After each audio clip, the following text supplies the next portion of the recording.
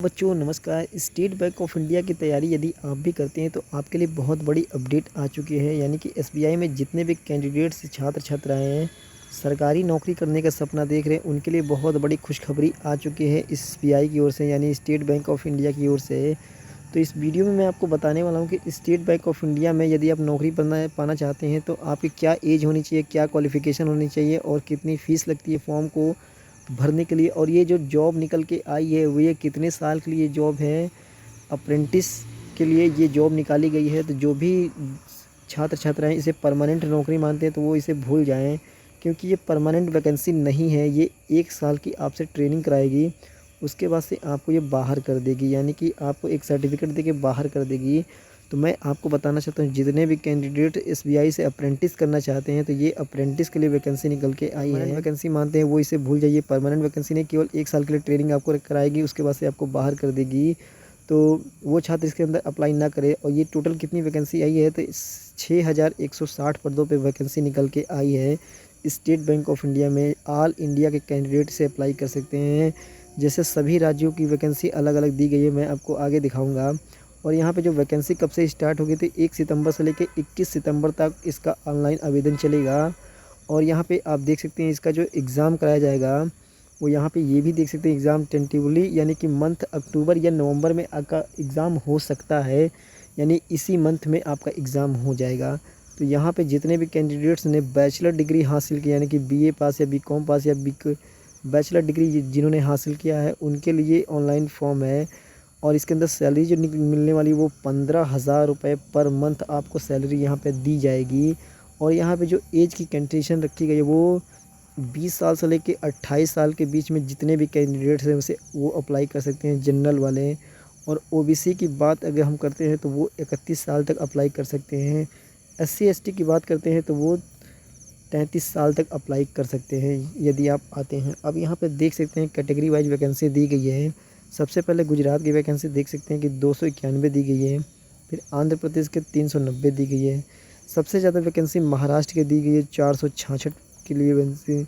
यदि आप यूपी से आते हैं तो 412 पदों पे वैकेंसी दी गई है। अगर आप बिहार से आते हैं तो आप यहाँ पे सर्च कर सकते हैं, सभी राज्यों की वैकेंसी यहाँ पे दी गई है।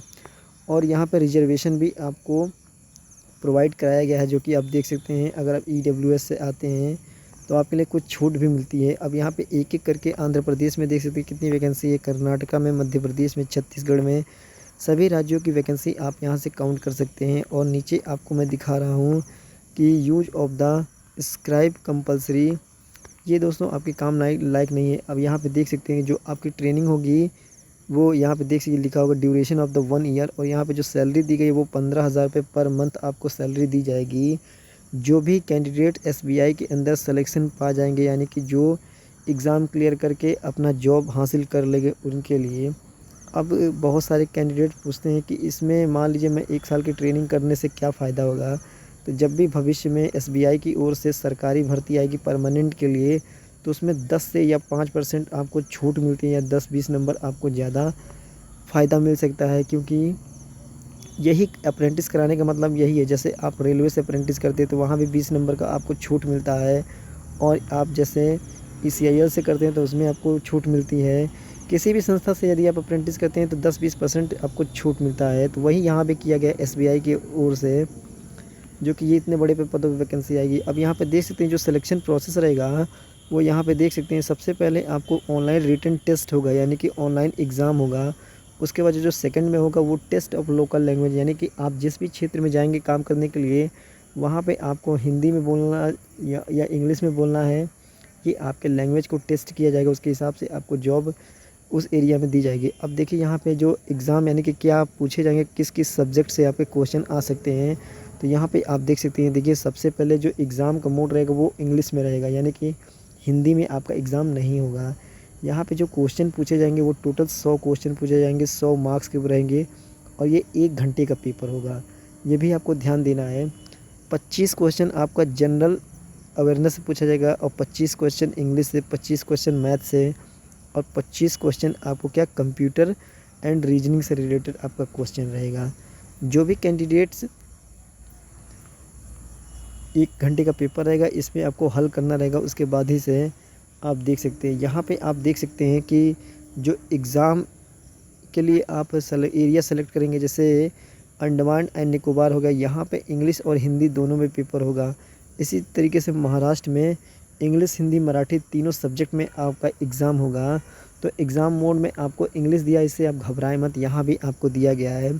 और आंध्र प्रदेश में यदि आप सेलेक्ट करते हैं तो यहाँ पे इंग्लिश, हिंदी, तेलुगु, उर्दू सभी लैंग्वेज जो आपकी वहाँ पे ऑफिशियल लैंग्वेज होगी उस हिसाब से आपको एडमिशन यानी कि उस बेस में आपका पेपर कराया जाएगा। यहाँ पे हम बात कर लेते हैं उत्तर प्रदेश के अंदर, तो यहाँ पे इंग्लिश, हिंदी, उर्दू तीनों फॉर्मेट में आपका पेपर होगा। वहीं उत्तराखंड की बात कर लेते हैं तो इंग्लिश, हिंदी में, वेस्ट बंगाल में हिंदी, इंग्लिश, बंगाली ये तीनों सब्जेक्ट में आपका पेपर होगा। मध्य प्रदेश में हिंदी, इंग्लिश हो गया। और बात कर लेते हैं यहाँ पे अपने प्यारे राज्य यानी बिहार की, तो दोस्तों बिहार में भी आपकी जो हिंदी, इंग्लिश में भी आपका पेपर होगा। अब मैं बात कर लेता हूँ नीचे, तो यहाँ पे आप देख सकते हैं आप अपना सिटी के हिसाब से एग्ज़ाम सेंटर सेलेक्ट कर सकते हैं, वो आपके ऊपर चॉइस है। यहाँ पे जो फॉर्म भरते समय आपका 50 KB तक आपका फ़ोटो लगेगा। वहीं पे अगर आप सिग्नेचर और साइन कर रहे हैं तो 20 KB यानी 10 से 20 KB के बीच में आपको फ़ोटो लगेगा। और मेडिकल, यहाँ पे मेरिट लिस्ट भी दोस्तों जारी की जाएगी। मेरिट लिस्ट जारी होने के बाद से वेटिंग लिस्ट भी जारी की जाएगी, ताकि जो कैंडिडेट मान लीजिए अप्रेंटिस छोड़ देते हैं तो उनके पास नीचे जो न्यू कैंडिडेट्स हैं जो अप्रेंटिस के लिए फॉर्म भरे थे और जिनका सिलेक्शन होने वाला था उनको ज्वाइनिंग यहाँ पे दी जाएगी। और यहाँ पे जो फ़ीस की रखी गई है तो आप देख सकते हैं टोटल 300 रुपये फ़ीस रखी गई जनरल और OBC वालों के लिए। और SC ST कैंडिडेट के लिए बिल्कुल फ्री फॉर्म है। कोई गर्ल्स इस फॉर्म को भरती है तो वो भी उसके लिए भी फ्री फॉर्म है, तो गर्ल्स वाली आराम से भर सकती हैं फॉर्म को। आई होप, आशा करते हैं कि ये वीडियो आपको अच्छी लगी। वीडियो को लाइक कीजिएगा, चैनल को सब्सक्राइब कीजिएगा। जय हिंद, जय भारत।